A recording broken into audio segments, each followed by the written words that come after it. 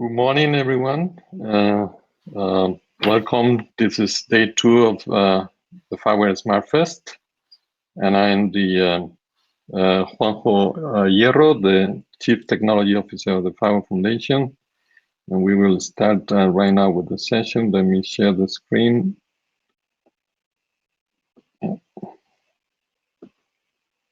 presentation. I hope everyone sees my screen.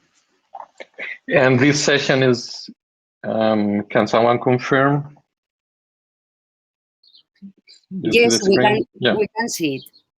Thank you. So this is the session, A World of Opportunities with FIWARE Release 8. And we have a plenty interesting agenda with a lot of news about what comes with this new release of FIWARE that we are delivering today. And well, that is a short summary, a new kid on the block, and these are the highlights. Of course, there are a lot of details you will be able to visit and explore yourself. We invite you to do so. Going to GitHub, where you know everything is available. But these are the highlights I will be elaborating about. So let's go one by one, and then after that, continue diving in on the different topics. This first part of the session, you will find in the agenda later today, there is a part 2. This first part focus on NGSI-LD and developments in that area. But there are other highlights I will try to summarize. First of all, is that the family of FIWARE components have got larger during the last year, and that is a fabulous signal that the FIWARE is getting momentum, and getting momentum not only in adoption but contribution from different companies, different organizations that find out this is a way for their technology to get traction, to become part of a bigger initiative and reach out target audiences. This is the list of components that were incorporated to our family along the year. First, Elliot, which was a gateway component that is going to help integrating FIWARE systems with networks based on the EPC standard from GS1, EPC information systems. That is going to be really a good thing for everything that has to do with integration FIWARE systems in logistics use cases. CoreRack, an API management framework, new brand framework that will be incorporated to the existing frameworks, giving more options to the users what to choose. Micros, a new kind of set of components that help bringing ROS, the robotic operating systems, to microcontrollers. Canis Major, enabling the integration with blockchain, distributed ledger technologies. A new, again, identity and access management framework based on OpenStack that will be, this will not be part of 8.0, but 8.1 within June. And last but not least, True Connector coming from engineering, being contributed and is a component that complies with IDS specifications. Within this version of FIWARE, very important is the support of NGSI-LD. For the first time, not only the context broker, but a really relevant number of components already supporting NGSI-LD are part of the release. And this is now enabling creation of architectures that end-to-end are using the standard to support development of smart solutions from the context broker, and we will be visiting this and what comes next after my presentation, but also IoT agents, data connectors. At the end of the session, Jason Fox will be going through all the list and giving more details. Of course, they will work with those components that are not strictly bound to NGSI-LD, like the Identity and Access Management Framework, the business ecosystem components, and so on.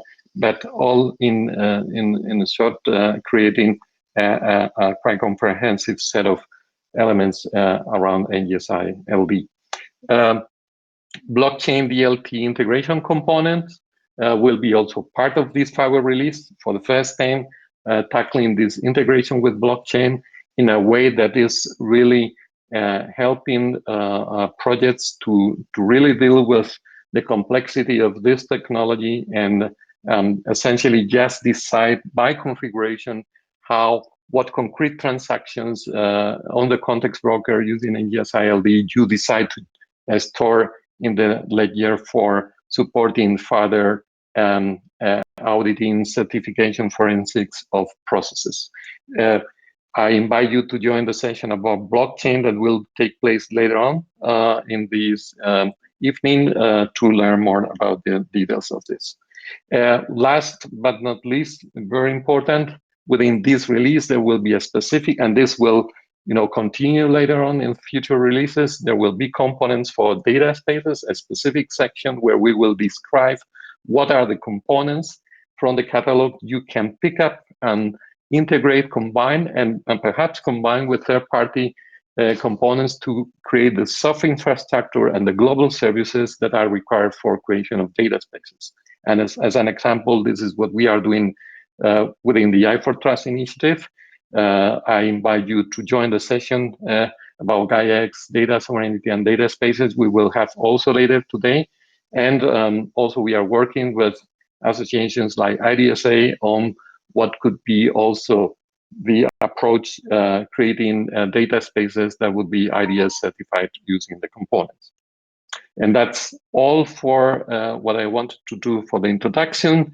Now, next speaker, Martin Bauer, will elaborate on details about NGSI-LD. Maybe not all the audience is familiar with the standard, so Martin will give an introduction about that, and then following him, we will go through different components that have implemented the standard. So Martin, whenever you want, the floor is yours. Okay, so good morning in Europe and good afternoon in Asia. So you see anything or not yet? I'm trying to share, but we see it perfectly. It's now okay, full screen, good. So that's okay, perfectly. Good. So I'm going to present NGSI-LD at the core. So understanding NGSI-LD and shortly the current development at ETSI ISG CIM, where NGSI-LD is specified. So not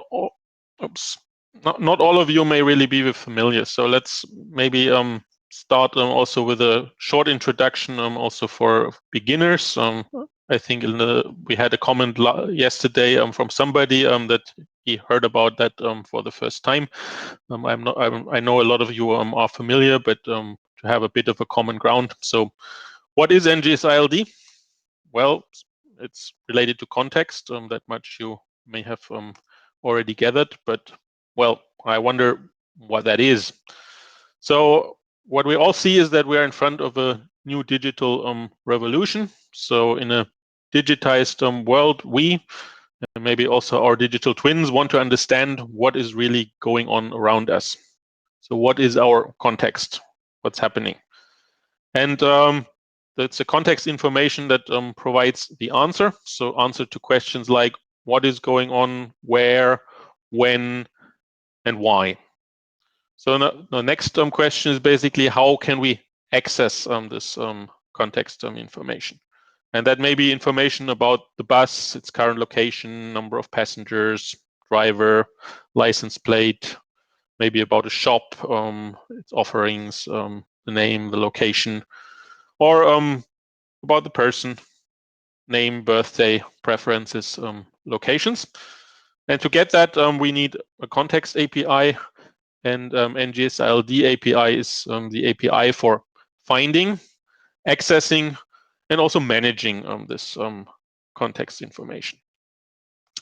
So you may wonder, okay, before NGSI-LD, there was already NGSI version 2, and even before that, NGSI version 1 and OMA NGSI and so on. So I was already involved in the specification of OMA NGSI.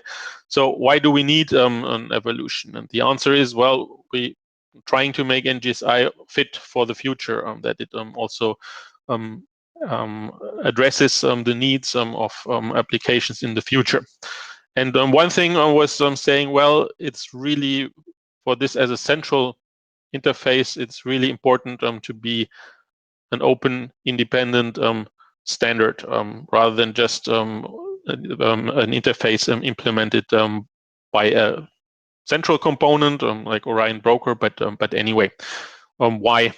Well, standards can be referenced in tenders, and you also, we heard yesterday in the session on the cities that they are worried about vendor lock-in. You can now say, well, FIWARE is open, is not a vendor, but they may still see, okay, that's one place, and then there are a lot of others. So if I go for FIWARE, then there nobody else can provide that.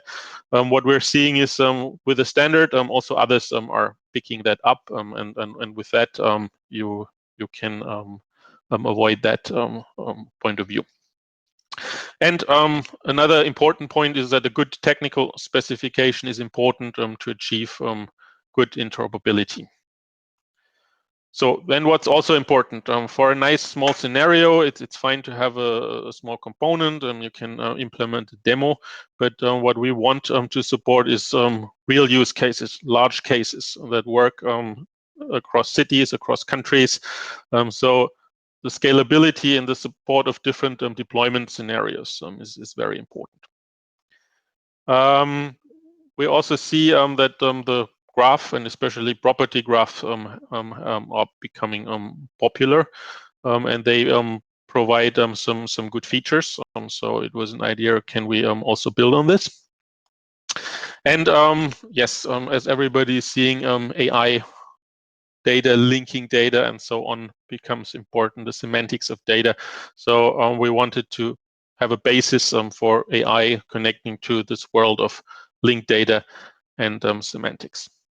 And last but not least, NGSI now provides a good basis for modeling digital twins.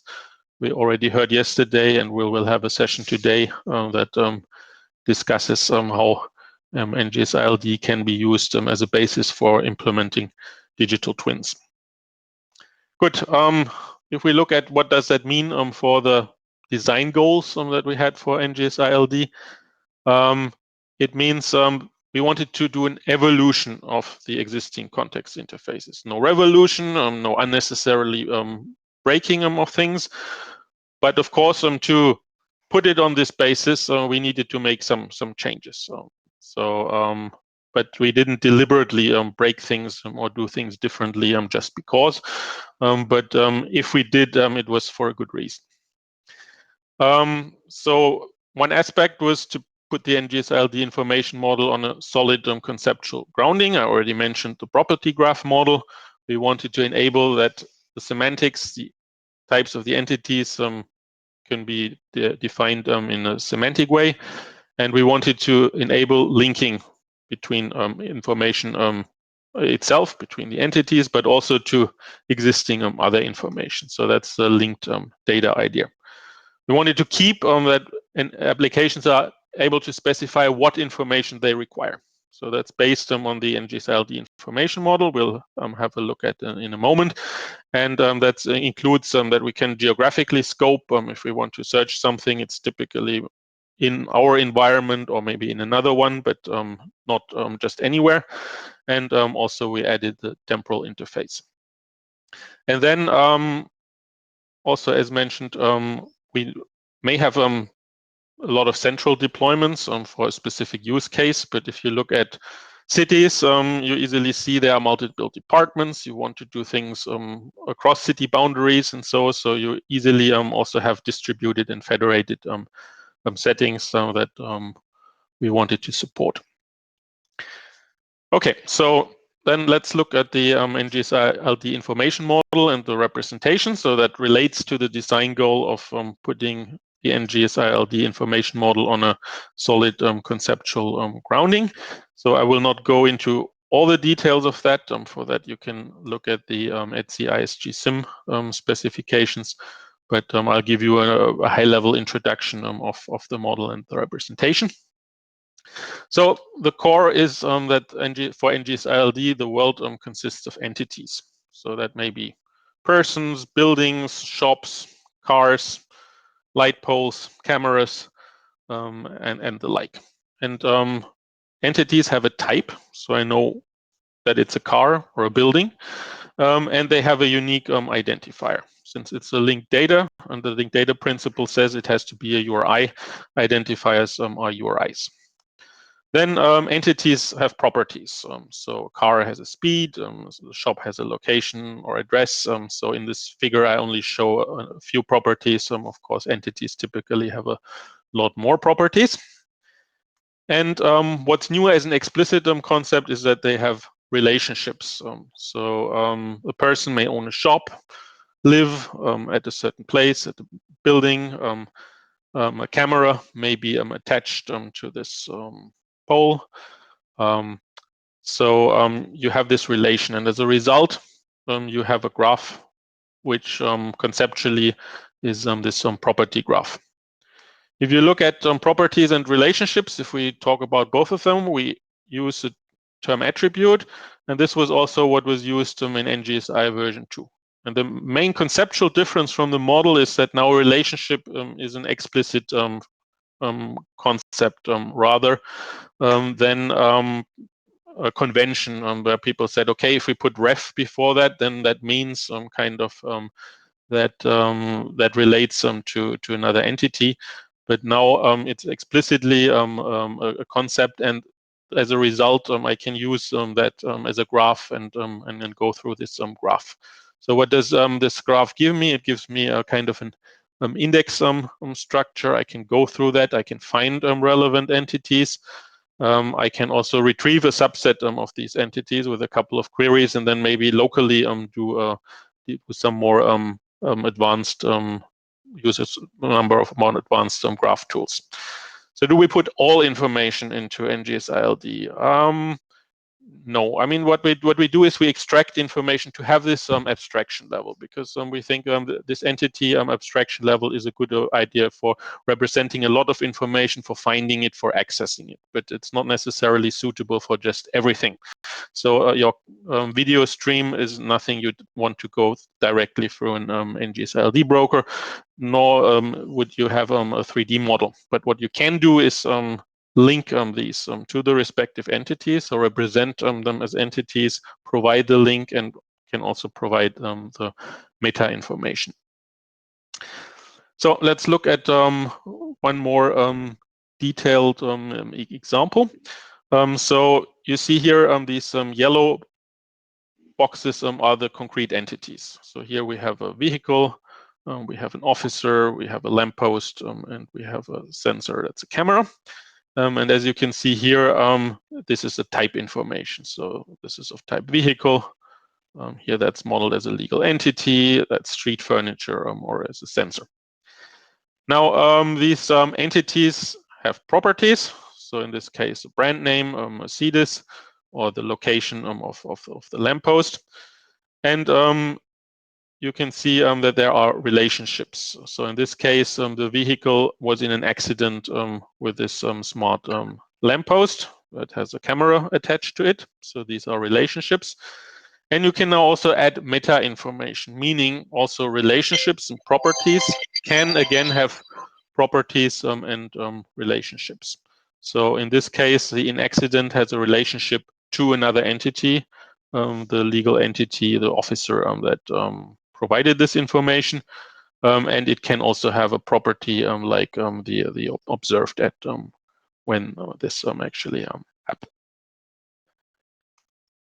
Okay, another important concept. So we said types, and for reading that, it's nice to know it's a person, a vehicle, shop, and owns, and have short terms. So that's good, human readable, short, and convenient. But it also has a problem. It's often not unique, and that becomes especially a problem when you want to share. So on the other hand, URIs are unique, but are somewhat long and cumbersome. So what can we do, and what JSON-LD allows is a kind of compromise. So in your documents, you can use these nice short terms, but these short terms are mapped to unique URIs. And then based on that mapping, your document stays short, readable, but you also provide the mapping.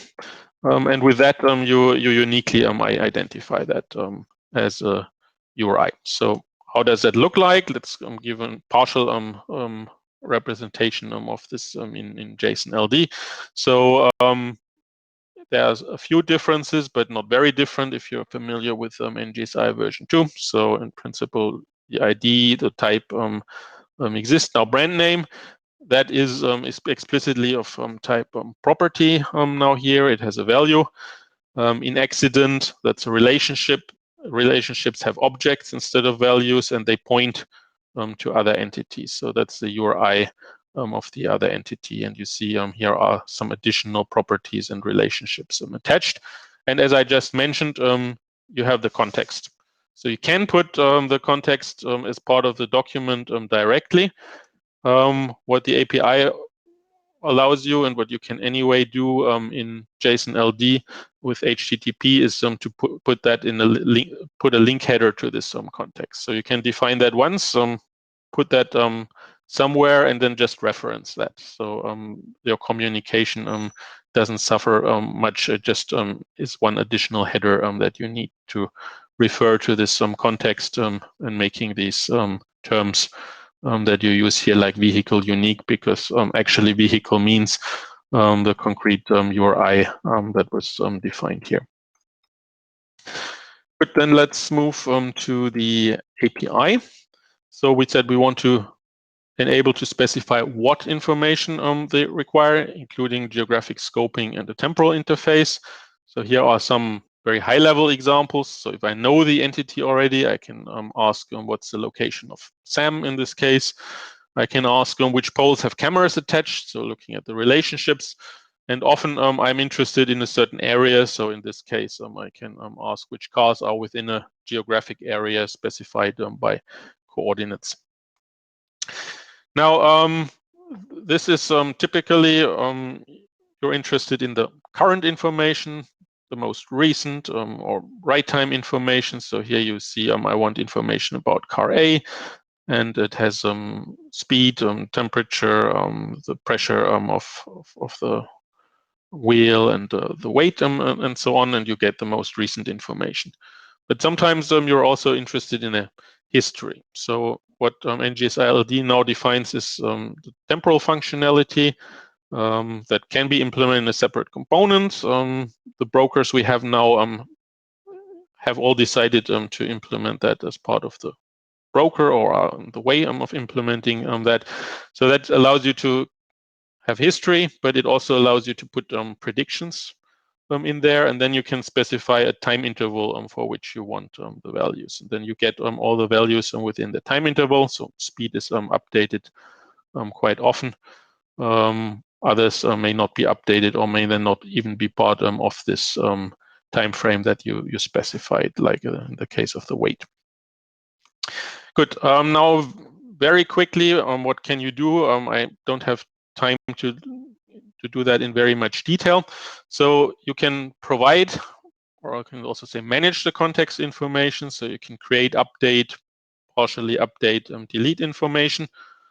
Important for getting this information is you can retrieve an entity if you know about it with queries. You can also just specify types and filter and so on, so you can find the entities you're interested in. So that's a synchronous way. You can also subscribe, and then on changes asynchronously get notification. Change can also just be time, so you can say I want every minute I want an update. You can check now for the available context information, so what types and attributes are actually available in the system. So these are the kind of REST style operations. We also support batch style operations. there's a registry. I come to that in a moment, and we have the Temporal API, which does a similar thing than the regular operations, but on the temporal level, as I introduced.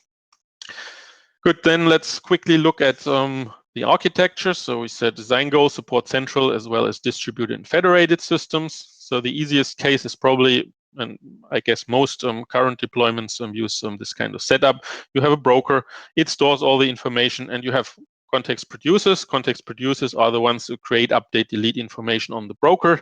You have context consumers that query, subscribe, and notify. That's the central deployment. If you want a distributed deployment, you can do this kind of setup. So in addition to context producers, you can have context sources that also implement this query and subscribe notify interface as the broker does. So they store the information locally. So how does the broker know on what information they can provide? Well, they can register what information they have. Can do that on an entity basis, provide for the entity the attributes, or can do it just on a type basis. So I have cars for a certain area.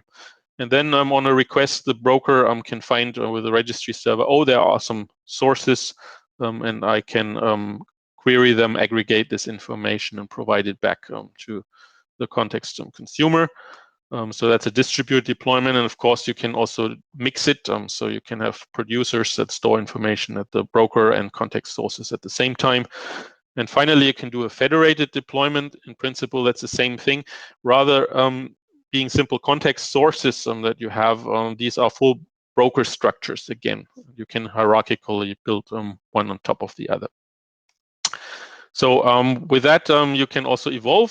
So you can start with a central broker. You can move to a distributed or even a federated deployment. And for the context consumers, not much changes. So very quickly about ETSI ISG CIM and the evolution. So ETSI is the European Telecommunications Standards Institute. It produces globally applicable standards. It's recognized by the European Commission as a standards organization.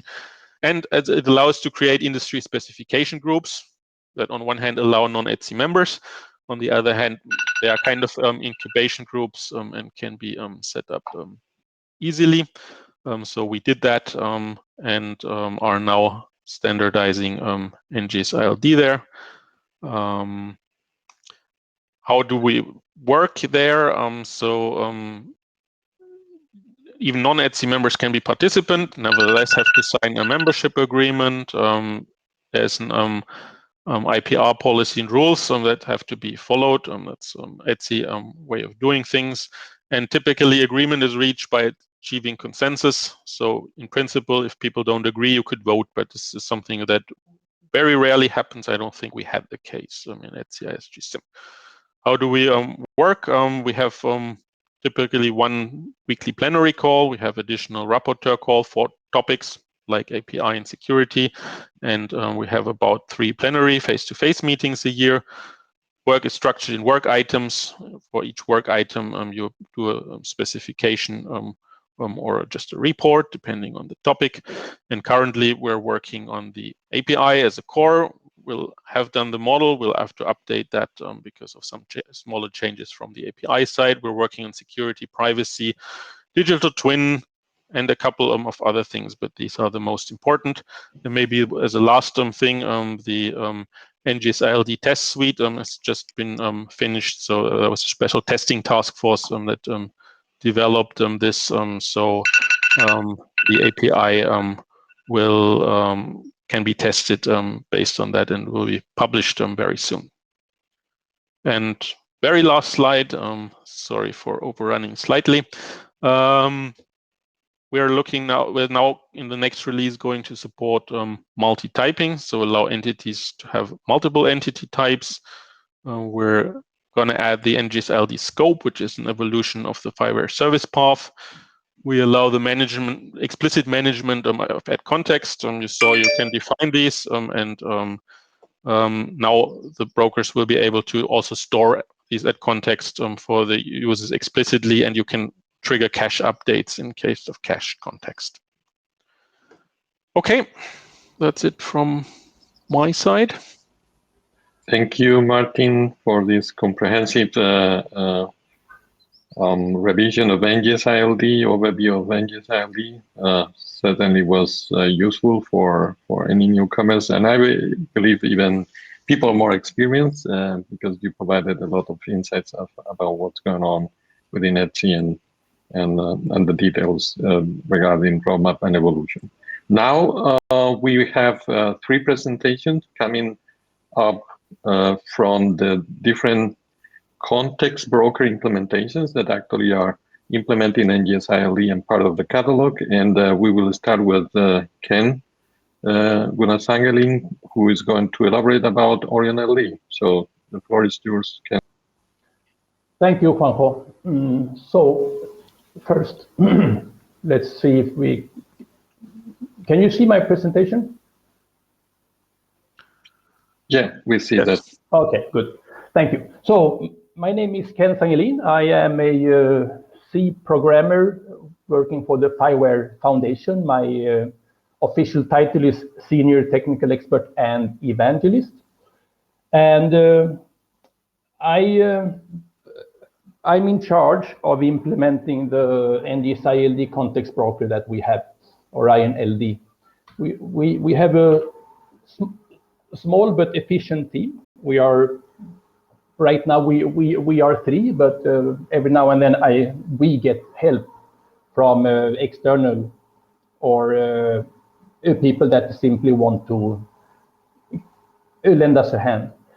It's me, Stefan, and Jason, basically the core team, the 3 of us from the FIWARE Foundation.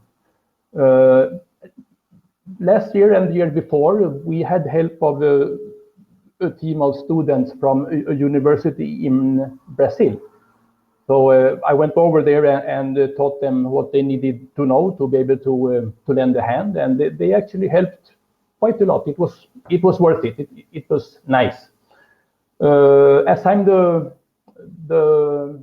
heart of Orion-LD, so to say, my background is kind of important, and I come from embedded system, real-time hardware close C programming, and their performance is really, really important, because normally you perhaps implement stuff on an MCU that costs €2. You don't have much CPU power. Things need to be fast, really fast, and use very little RAM, because we are talking kilobytes there, not mega or gigabytes. 9 years ago, I was asked actually by Juanjo Hierro to start implementing Orion, our NGSI then version 2 or OMA NGSI context broker. It was actually a pretty huge success, especially when the European Commission decided to select it as one of their building blocks, and there aren't many. There are like under 10. I don't know exactly how many, but that was an honor.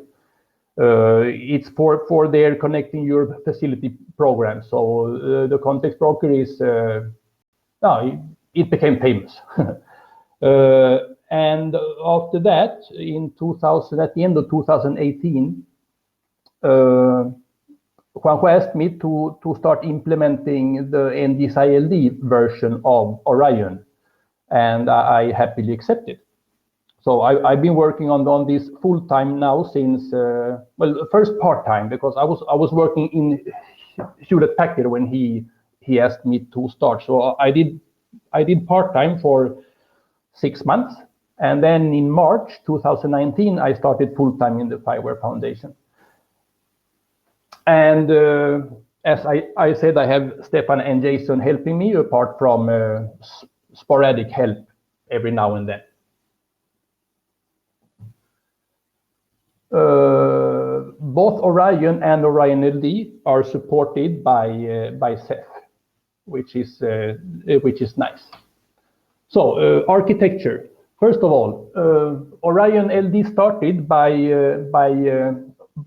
forking the Orion repository. So all the architectural decisions that we made back in 2012, I got them for free, so to say. And after that, as as an NGSI-LD context broker is quite different from the NGSI version 2, we had to make quite a few new architectural decisions. This is what I got. This is the rucksack that I got from Orion.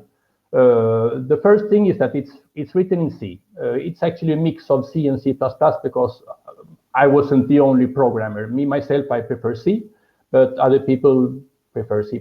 So that's how it is. We decided to use MongoDB because it was like, I don't know, famous back in 2012. And it's good. Very happy with that decision.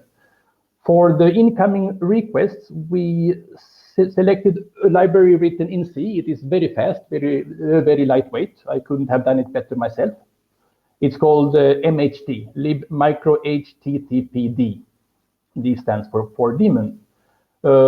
Thanks to this library, each incoming request is served by a separate thread coming from a thread pool that is being populated when the broker starts. So it doesn't take much time. It takes actually like microseconds to go from one thread to another. Once one request is ready, the thread is released, pushed back to the pool, ready to be used by a new request.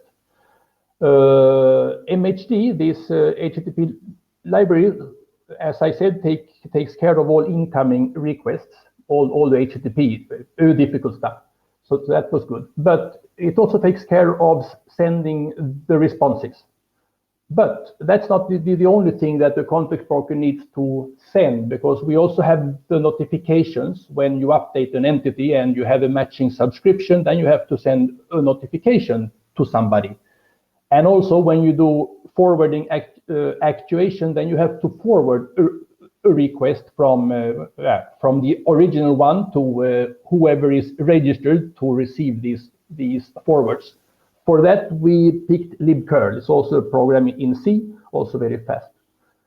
We decided to use thread pools wherever necessary. It's only necessary in two places. One we got for free from MHD, which are the incoming requests, but we also use a thread pool for outgoing notifications. So that one we wrote ourselves. It's part of Orion and now also part of Orion-LD. And we, of course, decided to use a connection pool for the connections to the database. It takes, it's very slow if you connect and reconnect every time. And there are thousands of requests every second, so a connection pool is necessary. And now we come to what we had to invent for the architecture, the new architecture of Orion-LD. As I said, it's quite different. For example, the URLs for the incoming requests, they are no longer just a few keywords, because you can embed the attribute name and sub-attributes names inside the URL, and these can come either as short names, then it will just be a few letters like temperature, or you can also give them already expanded.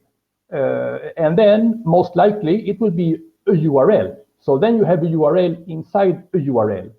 And after that, you can also give expanded sub-attributes. So you have a URL that is actually, it has two URLs embedded in it. So the URL parse algorithm becomes kind of complex. And the one that I implemented for Orion was no longer valid. So I wrote a new one, and it actually got around 50 times faster. So, and as NGSI-LD gives you a lot of overhead, because you have to expand every entity type, every attribute name, and it takes time. You have to scratch performance wherever you can, because if Orion-LD would turn out to be half as fast as Orion, or a third of it, then people might say, in that case, I'm going to stay with Orion. Why would I move? And that would really not be good for the project. So we need to make Orion at least as fast. Sorry, Orion-LD at least as fast as Orion, because otherwise, why are we doing this? It doesn't make any sense. Another thing that I decided to do was to replace the JSON parser that we introduced in NGSI version 2. It is fast. It is officially the fastest one in the world, but it is written in C++ and it's extremely difficult to use. So I wrote my own JSON parser, which is just a simple C implementation that uses linked list. It's a tree using linked list, and it is very, very easy to use. It is much faster than rapid JSON, and especially as it is so easy to use, I use it all over Orion-LD. I mean, a string comes in, which is the JSON text. KJSON parses it, gives as output this tree, and then I use that tree everywhere. I don't make any copies. So if I do a patch, then I do the patch inside that tree, and then I send that tree to the function that takes care of pushing it to the database. There, of course, we have a copy. The tree needs to be translated into BSON, binary JSON, which is what MongoDB uses. That copy I can't avoid, except if I make KJSON produce a binary JSON tree. I tried that. It was extremely hard to use, so I gave it up.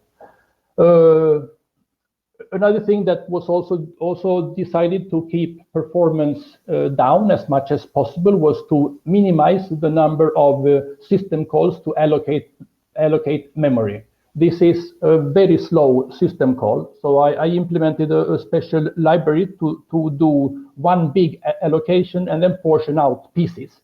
And then when that big allocation has all been portioned out, and I do another big allocation and then keep portioning out pieces. So it gets much faster like that. Sorry, I have to drink some water. We also decided to not depend on any third-party library for expansion and compaction of the entity types and attribute names, because it's critical. I mean, this needs to be really, really fast. So I implemented that myself in C, as always, using hash tables. And now the lookups, which you do thousands of times per second, many thousands of times, they got really, really fast. Inherited from Orion, we have the legacy Mongo C++ driver, which is okay, but it's a little bit sad. There is a C driver, and I am now moving everything that we have using the old C++ driver. It's not even, it's about to be deprecated by Mongo, so we need to get out of there.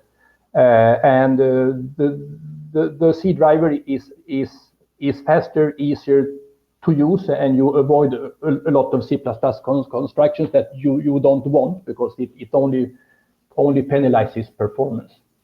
We also support notifications over MQTT, and for that we found a nice library. Oh, am I already done? Oh. No, 2 minutes.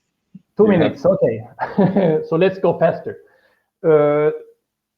So that was MQTT, a third-party library. We decided that for the temporal evolution, we would use timescale. It's a plugin for Postgres that is very good for fast lookups inside, because these databases, they grow and grow and grow. This is where the entire history is, and it just grows and grows. We are talking terabytes here. These lookups will always be slow, but if you don't use timescale, then it will take perhaps minutes to find something. This part, while Orion-LD populates the Postgres or timescale database based on incoming entities. Whenever you create or update an entity, this is recorded in the temporal database. These lookups, as I said, growing to 2 terabytes, they will never give any special performance, because databases are slow when they have so much data. So this we decided to implement in Java because performance doesn't really matter. 99% of the time will be spent inside the database anyway.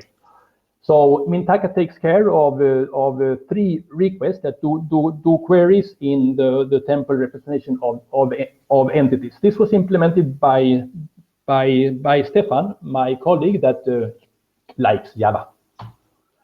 Now, why would you pick Orion-LD and not some other context broker? Well, performance. As you will see, performance is our real selling point. We are very fast at bug fixing. We normally fix issues the very same day, and that often includes weekends as well. People are quite happy about it, and we are doing our very best. Now, what do we support from the NGSI-LD API? Almost everything, but especially 2 things, which is multi-attributes and registration subscriptions. We decided to put at the end of the to-do list. These are things that we implemented in Orion for version 1. Nobody ever used them. So when we designed the NGSI version 2 API, we didn't even include these 2 features. And I was happy with that until a month ago, Martin Bauer told me that NEC actually were using them. So nobody ever told me that. So I didn't know. Also missing from the version 1.2 is the temporal, I call them the modification services. Apart from storing the entire history, NGSI-LD also defines 5 or 6 services first of all, to add entities. We have to close. So okay. Sorry about that. I always always need more time. So I'll hand over to Martin. Mm-hmm. Okay. Yeah, thank you, Ken. And Martin will speak us about the Scorpio, second context worker implementation based on microservices. Martin, whenever. Yep, I'm ready. You see everything and you hear me? Okay, so I'm going to present our implementation, the Scorpio NGSI-LD broker that has been developed both by colleagues that are in Heidelberg with me at the NEC Laboratories Europe, and also colleagues that work for NEC Corporation in India. So you see the whole team here. And this was newly implemented as an NGSI-LD broker. So unlike Orion, it's not originally based on NGSI version 2. So what's in summary, what did we want to do? Of course, we also wanted to support efficient query subscription, especially also focus on geographic queries, support temporal queries. How did we do that? So we said we want to support more deployment options and better scalability. So we decided to go for a modular and microservice-based approach, and we decided to support the centralized, distributed, and hierarchical federation architecture. And our target was a deployment in the cloud. At NEC, we're also looking at edge support, and we do that with another generic enabler called Overflow, which actually has at least a partial implementation, thin broker, which is small and fast. It doesn't fully implement NGSI-LD, but just what's needed inside Overflow. So with that, you can, for example, now for a smart city, have a deployment and build hierarchical federation, as you see on the right side. And in principle, you can also use integrate different brokers on the leaves. So regarding the design, so as I said, we want scalability. It should be extendable, reliable. We want speed. So from a technology perspective, we said we want a microservice architecture. We decided to use some Kafka as a message bus and as a database Postgres with PostGIS. So let's look at that in a bit more detail. So what's a microservice architecture? it arranges an application as a collection of loosely coupled services. So microservices are great if you can split up functionality, and you need something that can grow beyond the machine limit. So if what you need goes beyond a single machine, you can place these microservices on different machines, and you can scale up by having multiple instances of these microservices, and then have a load balance. So what did we do for the microservices? They are based on Spring. So I'm using HTTP. That makes anyway sense for what's currently defined for NGSI-LD as a binding. We're looking also at MQTT, and at the moment support that for notifications. Then we have an API gateway that has a load balancer. It has a discovery of the microservices. It deals with authorization. Overall, that makes the development overhead very low. You have to do a couple of annotations to do that with Spring. And what you also need for is the communication between the microservices. So for that, we use a message bus, and we chose Kafka. Kafka is really fast and reliable if you look at how it compares. And as we had decided to go with Java, that also brings excellent Java bindings annotations, makes it easy.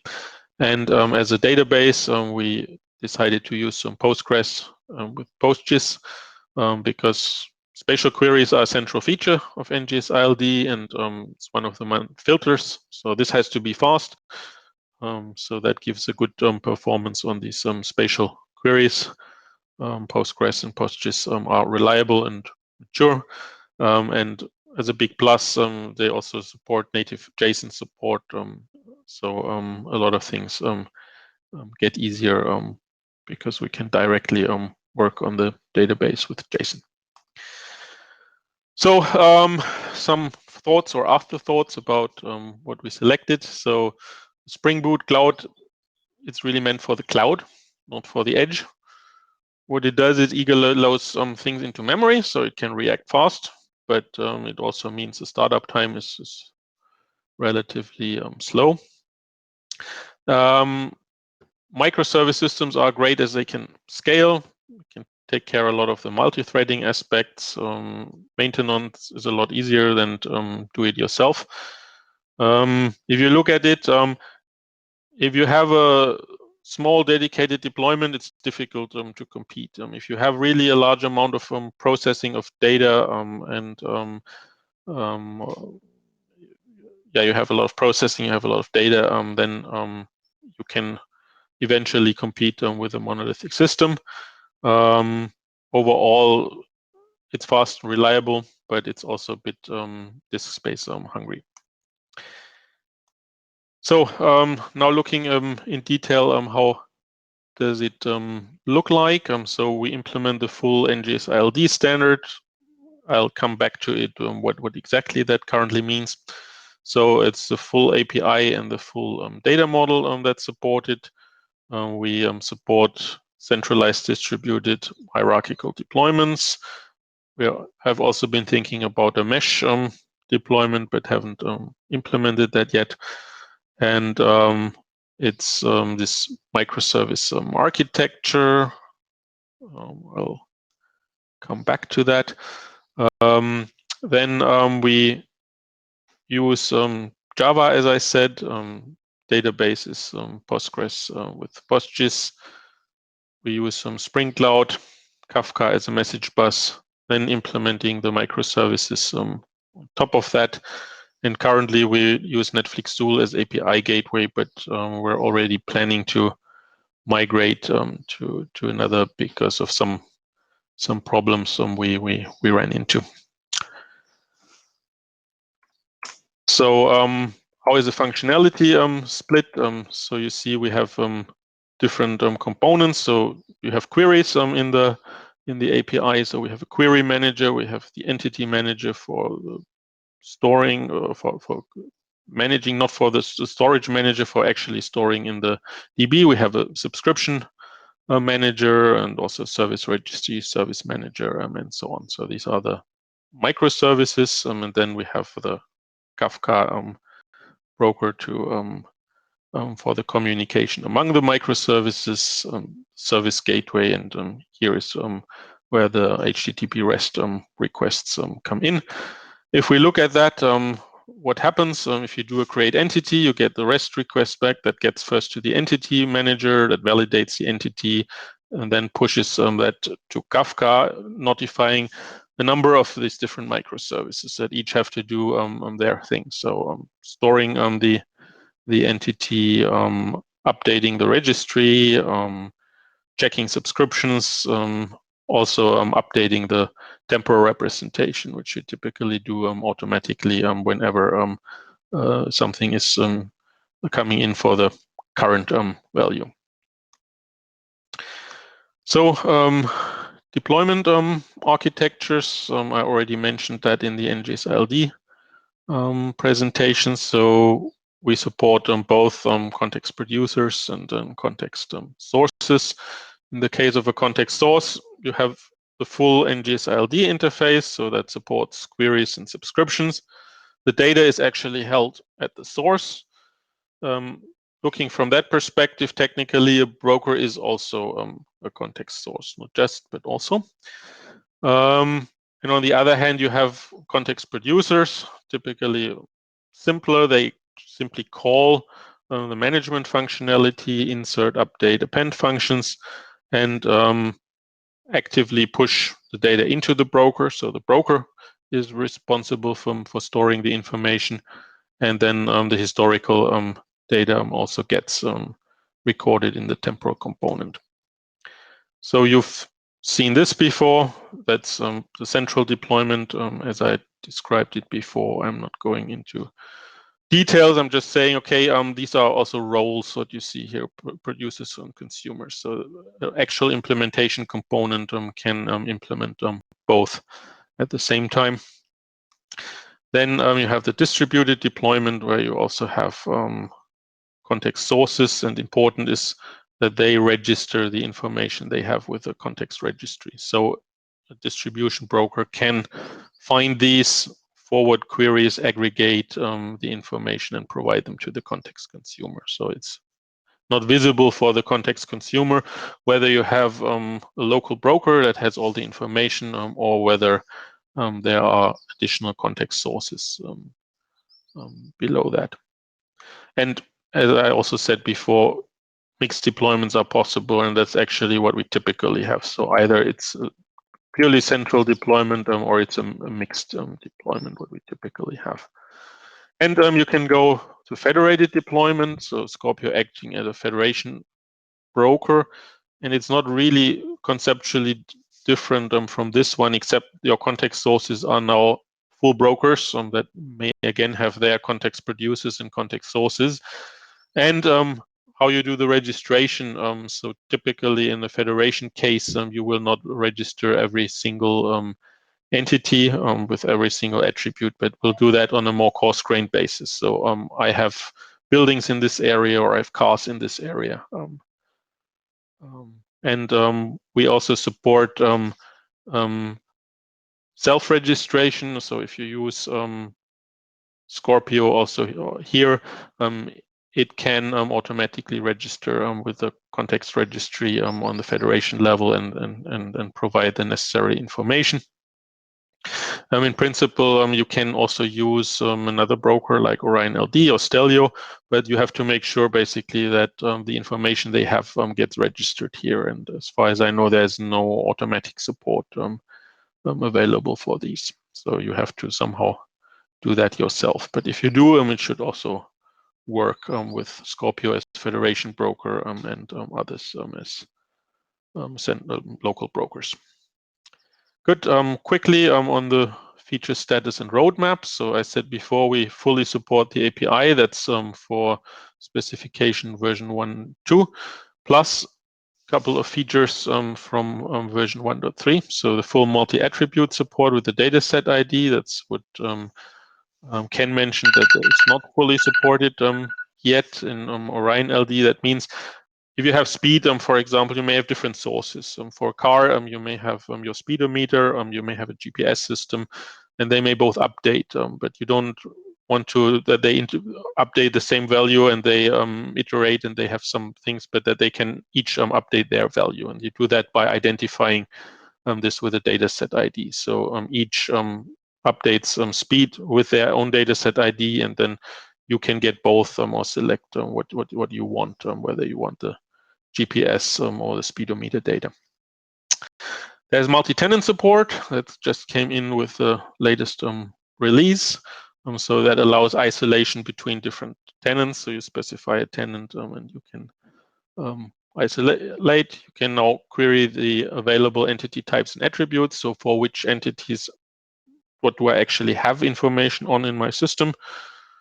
Entity count that when you query, there may be a lot of information, so you may not get the full thing back, but you know how many instances there actually are. And as I mentioned before, we support MQTT-based notifications, so you still subscribe with HTTP, but you give an MQTT endpoint, and then the notification is actually sent via MQTT.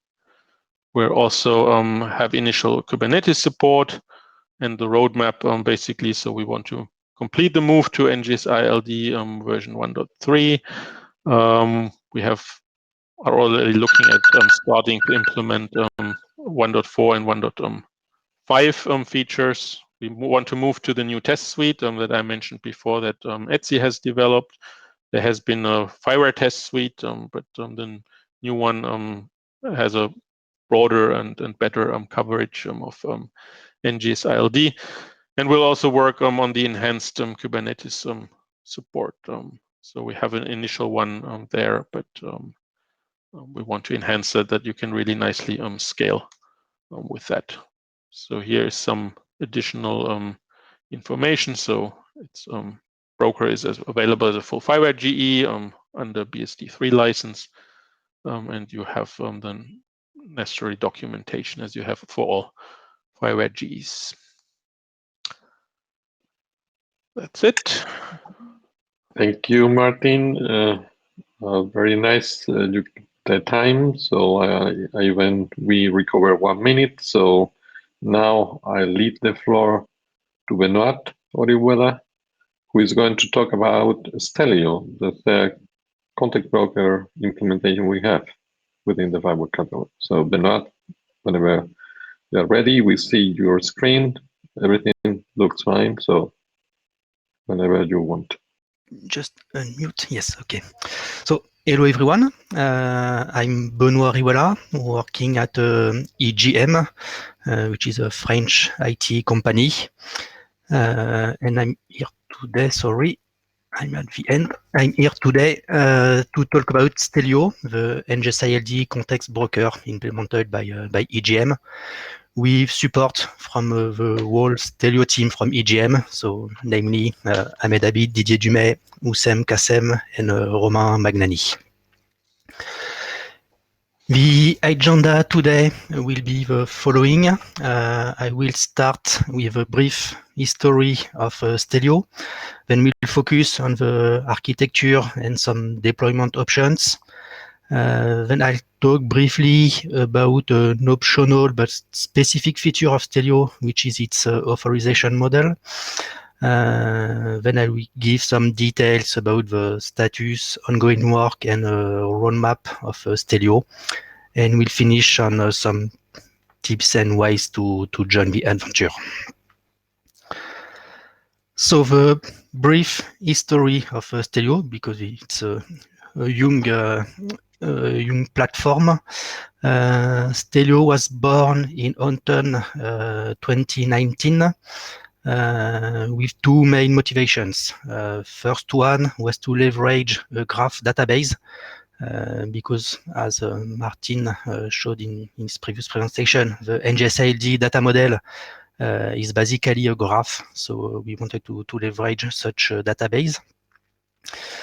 And the second motivation was to have an all-in-one context broker natively dealing with a long-term history. So these are the two motivations that led to to the Stellio project. We then opened the code on GitHub in April 2020, and you have here the link to the GitHub repository, and also the link to the Stellio documentation on readthedocs.io. Then Stellio entered the FIWARE incubator in June 2020, and we are currently actively working in fulfilling all the requirements to become a mature generic enabler. And hopefully we will be ready for September 2021.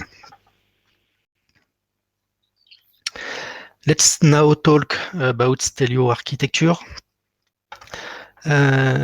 So the global architecture of Stellio is quite simple.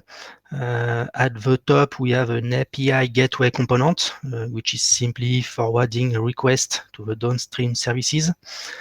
Then we have three main services. First one is the information context. So this is the one dealing with entities and managing all the operations to create, modify, delete entities, add attributes, and so on, which is using the Neo4j graph database. Then we have a second component, which is in charge of the temporal evolution of entities. And this one is using the timescale-DB time series database. And finally, we have this subscription notification component, which is handling all the subscription and notification of subscribers, which is using Postgres database with a PostGIS extension. And at the bottom, we have a Kafka message broker, which is mainly used to avoid coupling between services, and this is where all the events are propagated from the services. So now in more details about the components. So first about the business services. They are all developed in Kotlin, which is new language, which can be seen as a modern, safer, more functional version of Java, but it still runs on the JVM, and we are currently compatible with Java 11, and we'll switch soon to Java 14. All the services are based upon the Spring Boot framework, version 2.3. We make a lot of use of the reactive paradigms, starting from the web lawyer, thanks to the Webflux library, to the database, and here thanks to the R2DBC library, mainly for improved scalability and resilience of the components. We also make use of functional paradigms that allow for cleaner and more readable code. And finally, we put a strong emphasis on concise, readable, and maintainable code with lots of tests, starting from unit test, integration test, and API tests. Then we have two specialized databases. First one is Neo4j, which is a graph database, which allows for an easy mapping from NGSI-LD, even it does not natively support all the data model of NGSI-LD. Typically, Neo4j properties can't have properties and can't have relationships. So there is some adaptations to be done before storing in Neo4j, but this was quite straightforward to do. And another benefit from Neo4j is that it allows for further uses of graph data science library, which is part of Neo4j. The second specialized database is timescale-DB, which is a highly performant time series database. It's a PostgreSQL extension. And another benefit is that it allows to also have geospatial features in a single database server. So in a single database server, you can have the time series and the geospatial features all packaged in one instance. And finally, the last major component of the architecture is Kafka, which is a distributed event streaming platform. It's used for internal communication between all the services, and it is also used for scalable data ingestion from external sources, and typically from sensors that can send a huge load of data. Kafka is very useful in such use cases. And we also use it sometimes as a commit log for history replay, because all the history of events are stored in Kafka. So you can use it to replay the history. And you have below a figure of a sample NGSI-LD like event, which is sent to Kafka, which mimic the NGSI-LD API. So here you can see this is an attribute update about a specific entity and a specific attribute, which is a multi-attribute, so it has a dataset ID. And you find the whole operation payload, the entity as it is after the update, and the typical JSON-LD context, which can be used by the consuming services to expand the payload they have just received. About the deployment and monitoring, you can start from a simple deployment using Docker Compose, but it also now works in Kubernetes, thanks to a partner from a European project. And we are now going to work on the scalability and resilience things in Kubernetes. And it also has some native monitoring and observability features. So the services can natively expose metrics via a Prometheus compatible endpoint. They can send logs to a Guelph compatible endpoint, so you can use it in Graylog and I think also in tools like Kibana. And things to note, other components also have native support from for monitoring platforms like Prometheus, so Kafka, Postgres can easily be monitored in Prometheus. Quickly about the authorization model. So first thing, Stellio can of course work without authentication, but it can work with authentication, and specifically with OpenID Connect and OAuth 2. And you can optionally use the graph to manage rights. So in this case, users, groups, and OAuth 2 clients are just regular NGSI-LD entities, and the rights they have on entities are represented as relationships. So that allows for fine-grained management of rights. So you can manage the rights on a per entity basis. We typically use it coupled with a Keycloak, which is an identity and access management solutions developed by Red Hat, and we are currently working on making it work with Keyrock. Now I'm gonna talk about status and roadmap of Stellio. About the status, we have general support for version 1.2.1 of the specification, except all things related to context source registrations. We are still missing some geospatial features. The Temporal API works in implicit mode. So by implicit, I mean that every modification made on an entity is implicitly stored in the temporal database. And we don't implement the direct 8-point to create temporal entities. And we are also missing support for JSON object as a value for a property. Meanwhile, we started to implement some features from 1.3.1 and 1.4.2. And specifically, we implemented multi-attribute support for properties and relationships because we have a lot of use cases on this. We implemented some of the discovery endpoints, the entity count on queries, and the post queries for the temporal API. And about the roadmap, so short-term roadmap and work in progress, we plan to implement the aggregated temporal representation of entities. So we already have a working version, but which is not aligned with the specification, so it will just be an update. We'll soon finish the implementation of discovery endpoints. We started an upgrade of the major components of the technical stack, so Spring Boot 2.5, and we finished the migration to Timescale 2.3 and Neo4j 4.2. We just have to make some documentation, but it is technically finished.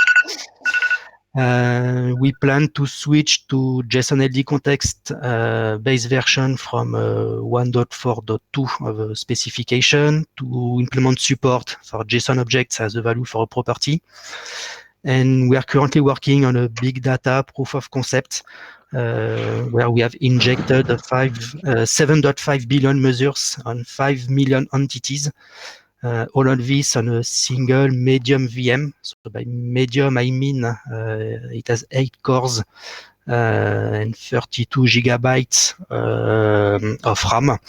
And we achieved an ingestion rate of 35,000 measures per second. And we are now working on the performance of queries.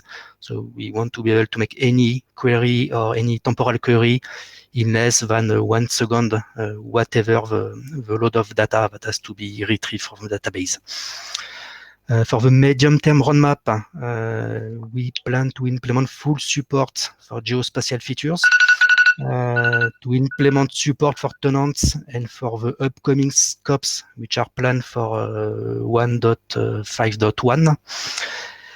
And to switch to the NGSI-LD test suite for API testing.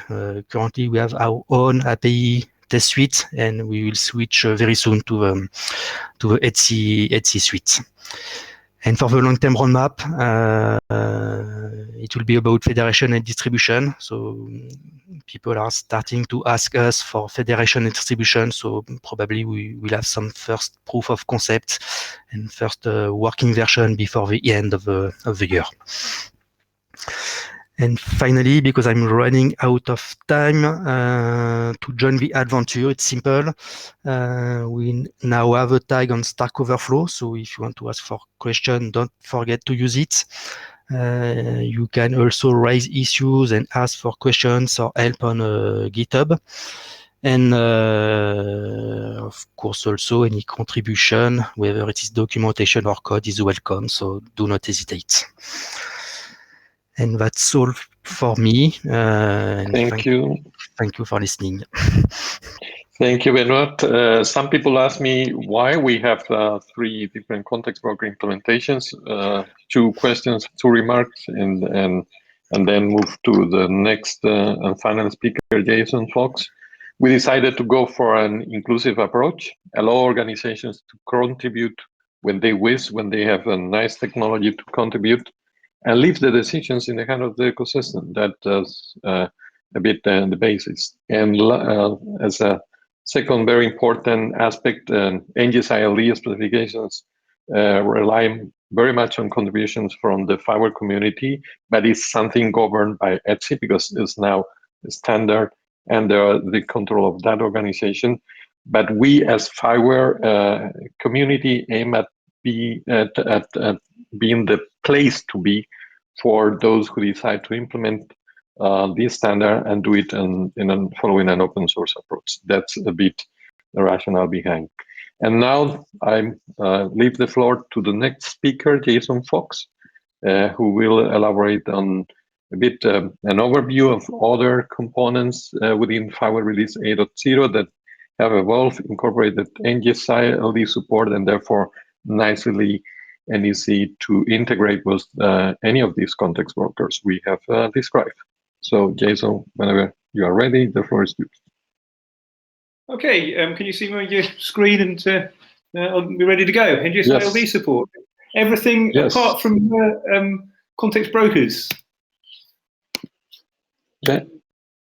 What is the FIWARE catalog? The catalog consists of about 30 elements at the moment. We've got 17 generic enablers who have reached a certain level of maturity, including the original NGSI v2 Orion and Scorpio, which we've just been talking about. You've also got other incubated generic enablers who are still going through the process, such as Orion-LD and Stellio.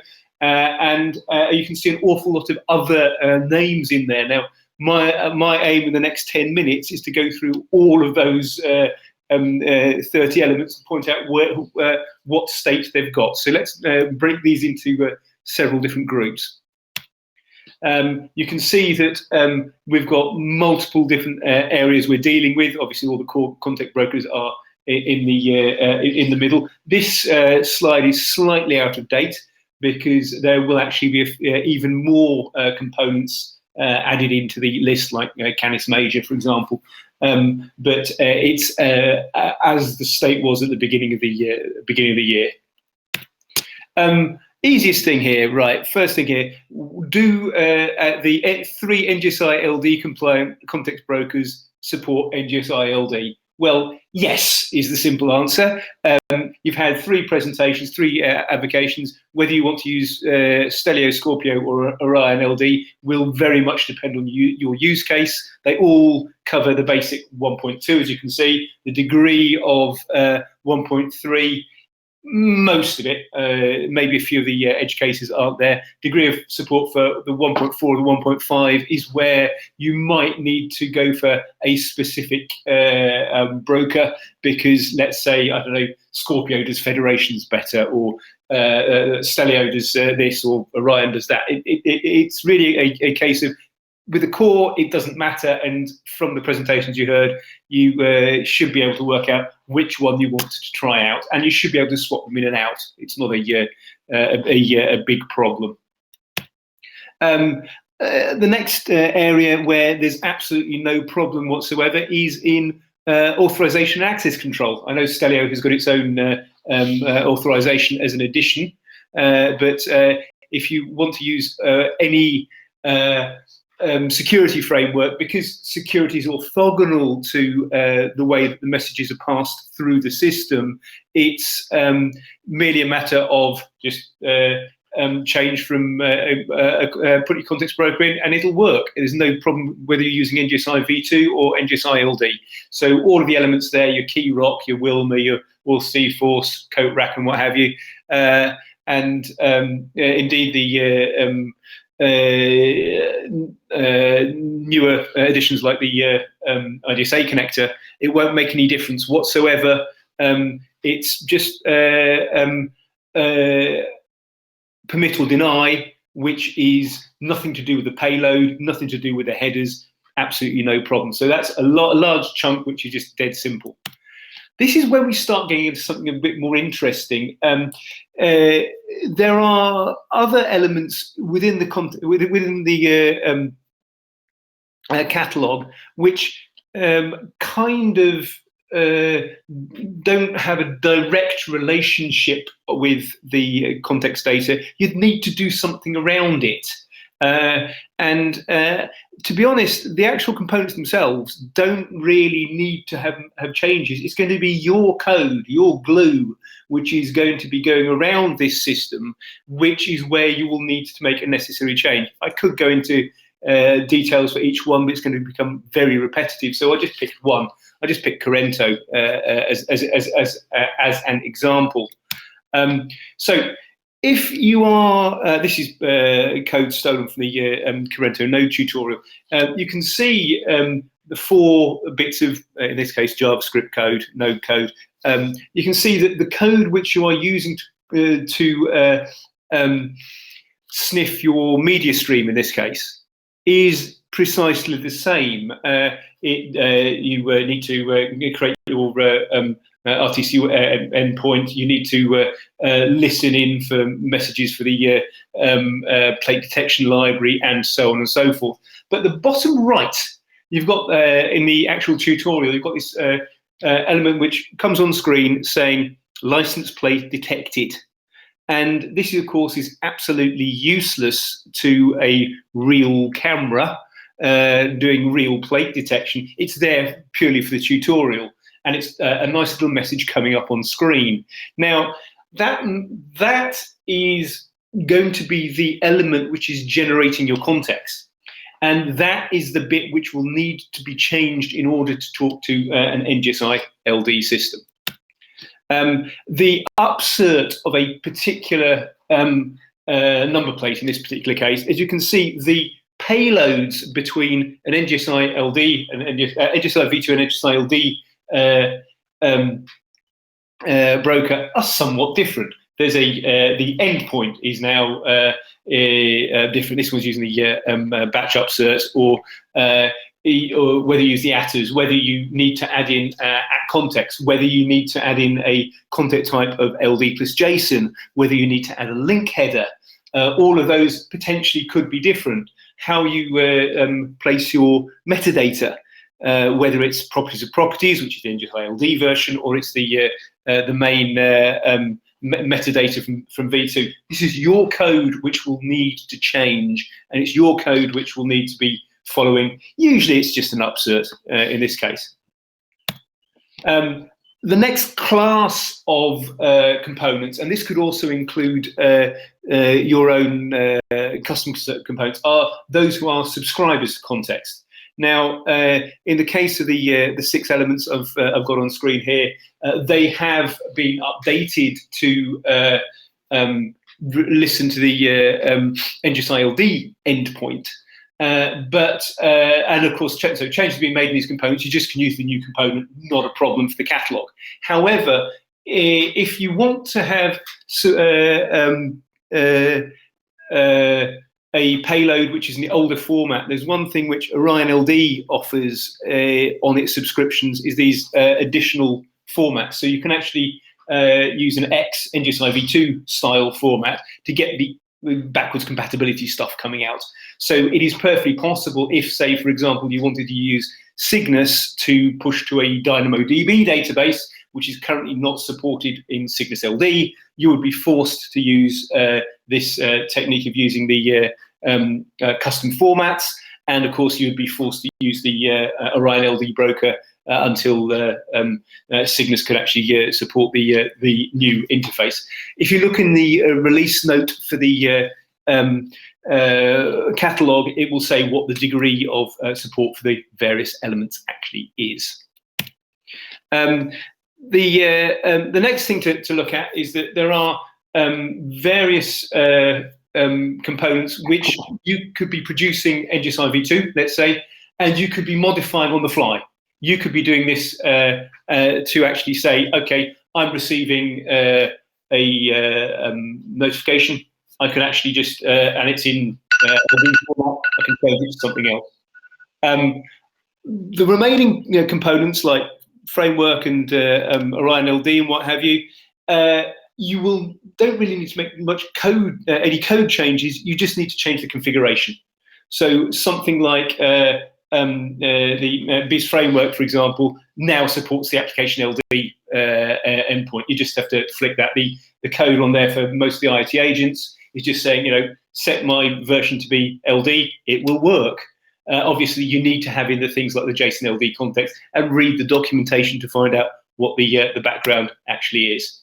So, as I said, the upgrade, there is an example on how to write your intermediaries.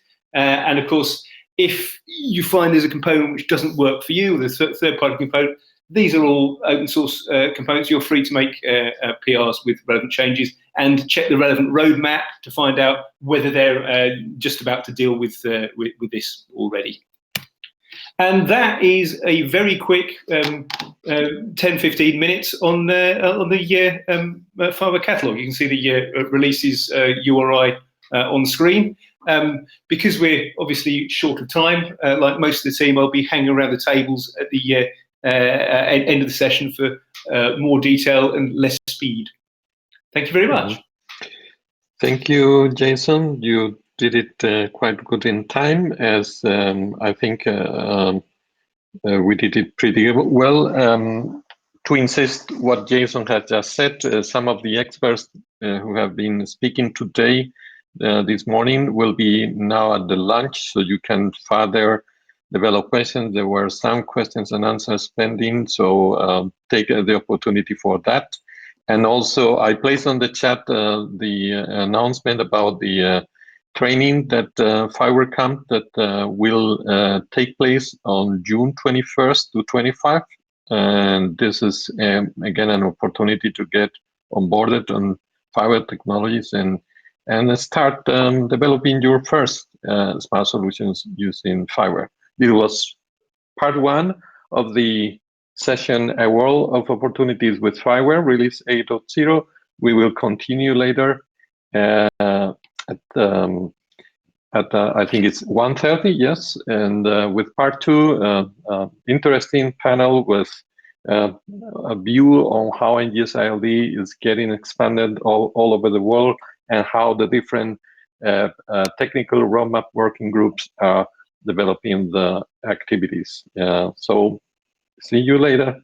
Thank you. Bye-bye.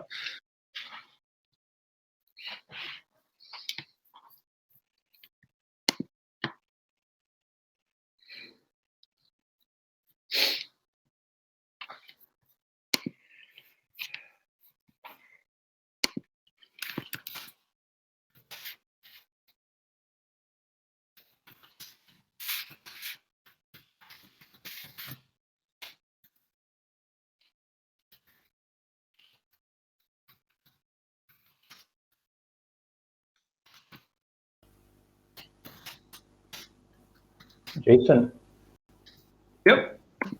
I think, are we on backstage or not? I believe we are not.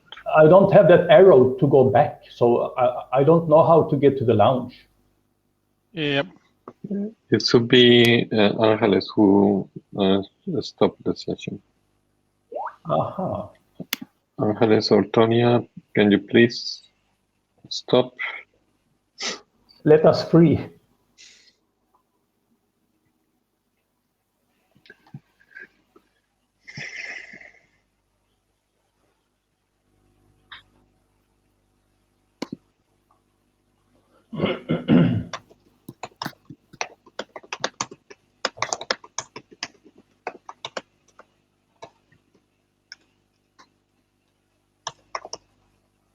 No, we have to close the session here. We are still in the first session. Yeah, so please do so. So someone, one of the hosts, I think, Tonia, yourself. Yeah, I'm doing. Mm-hmm.